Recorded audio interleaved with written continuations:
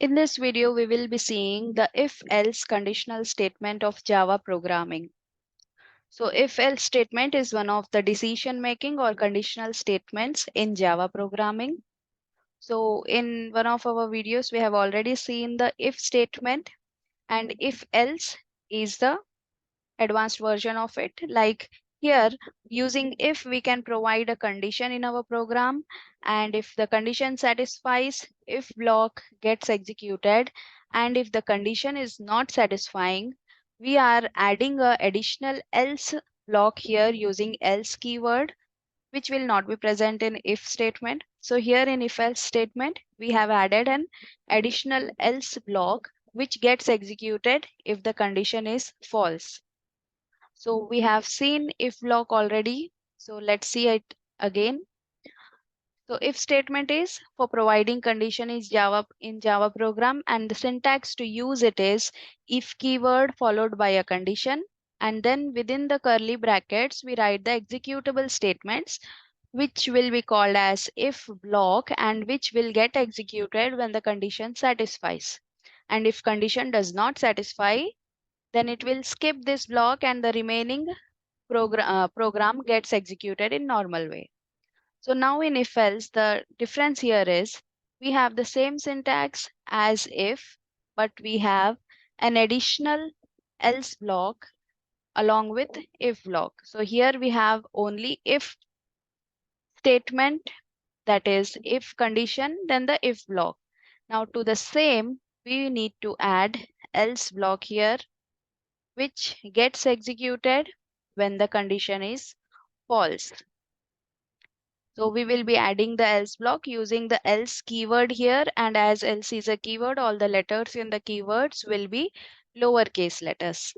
So here if condition, if this condition satisfies, if block gets executed. If this condition does not satisfy, then else block will be executed. So if else statement is one of the conditional statements.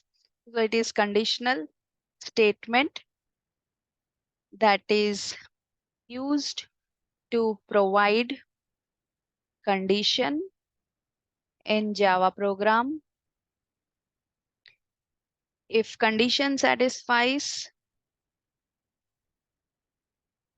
the if block gets executed. If condition satisfies, if block is executed, and if does not satisfy, that means if the condition is giving you false result, then else block is executed. So unlike if statement, here we have the else block as an additional block which gets executed when the condition is false. So let's see it practically in the Eclipse IDE. So now here I have already a code which we have seen for if block. So here in this file, we have a class student in which we have the public static void main method. Now in this program, we have declared two variables a and b of type integer. We are using here the scanner class object to scan the user input. So this scanner class always used with system.in, which is a standard input class. For taking input, we will be using this system.in along with the scanner class. And then we have given a message to user to enter value for a and b, and when the user enters a and b value, they are scanned using the scanner class object along with the predefined methods nextInt. As there are two values, two times we have scanned the integer on the output screen, which are user input values, and we have assigned to a and b respectively. And then we are using here the if statement. If, and beside if keyword, we placed a condition a greater than b. So it will be checking whether a is greater than b or not. And if this condition satisfies, then if block gets executed and prints a is greater than b. And if the condition does not satisfy, it will do nothing, but it will skip this if block and it executes the remaining program. Now let's see this execution once, and then we'll move to if else block.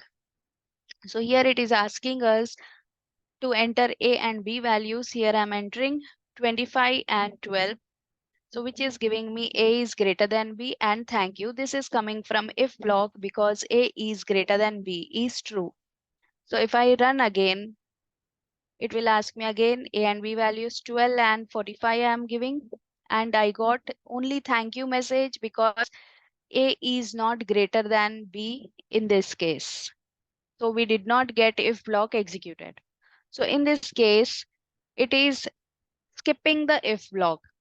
Now, in such case, if you want to execute another block of code, which should be executed when the condition is false, then you can do so by using the else block.